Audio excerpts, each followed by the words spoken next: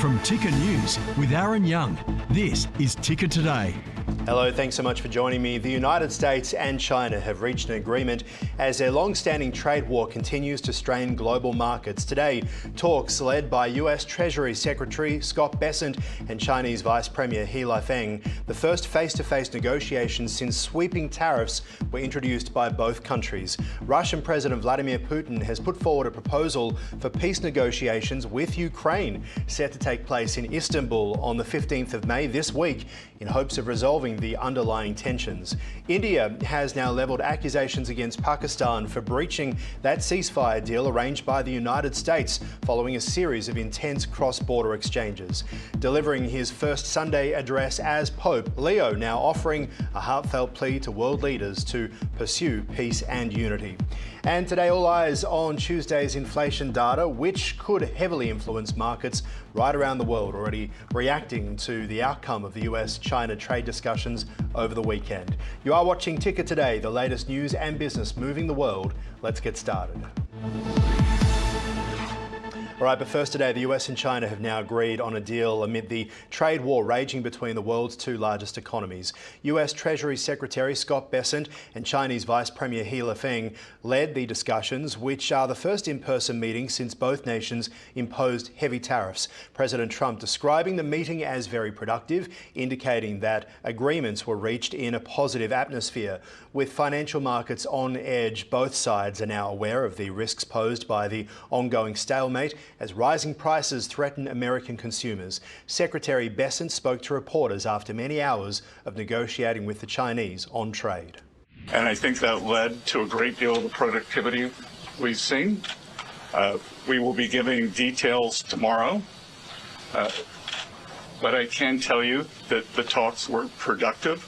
We had the Vice Premier, two Vice Ministers who were integrally involved, Ambassador Jameson and myself, and I spoke to President Trump, as did Ambassador Jameson last night, and he is fully informed of what is going on. So there will be a complete briefing tomorrow morning. Meanwhile, it comes as the first Chinese freight containers have hit US shores, but they do come with a hefty price tag thanks to President Trump's 145% tariff. 7 ships filled with over 12,000 containers have docked at the ports of Los Angeles and also Long Beach, with more on the way. Major retailers like Amazon, Home Depot, also IKEA, among those navigating the turbulent waters of the tariffs, bringing in essential goods despite the economic uncertainty. However, shipping traffic from China has now significantly dropped, with reports showing a 30 to 50% decline in bookings. President Trump set to visit the Persian Gulf this week, engaging in crucial discussions in Saudi Arabia, Qatar and the UAE. Among the high-stakes topics are ceasefire negotiations in Gaza, trade deals and advancements in nuclear and semiconductor policies.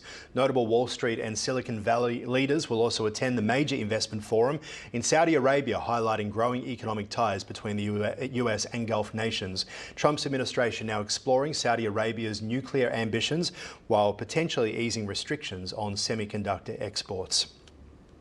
The Russian President Vladimir Putin has now proposed peace talks with Ukraine, scheduled for this week in Istanbul, May 15, aiming to address the root causes of the ongoing conflict.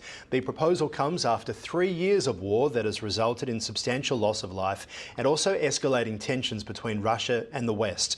Putin signalled the importance of direct negotiations without preconditions, asserting the decision now rests with Ukrainian authorities. President Zelensky says he will personally attend the meeting. Now, despite the past ceasefire offers that he claims Ukraine violated, Putin remains adamant about his terms, including Ukraine's neutrality and also the recognition of Russian control over certain territories. India has accused Pakistan of violating a ceasefire agreement brokered by the United States, which aims to halt days of cross-border clashes over the week. India's Foreign Secretary reporting multiple breaches by Pakistan, while Pakistan's Information Minister denies any wrongdoing.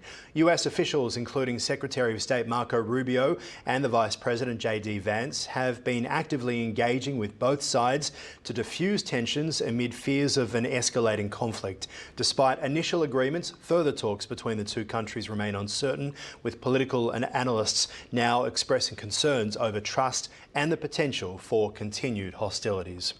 Now, in his first Sunday message since becoming the pontiff, Pope Leo has delivered a powerful appeal for peace to the world's leaders. Addressing the gathered crowds in St. Peter's Square Sunday, he called for an end to conflict, urging for a lasting peace in Ukraine and a ceasefire in Gaza, alongside the release of all Israeli hostages. The Pope expressed gratitude for the recent ceasefire between India and Pakistan, highlighting the importance of harmony across the region.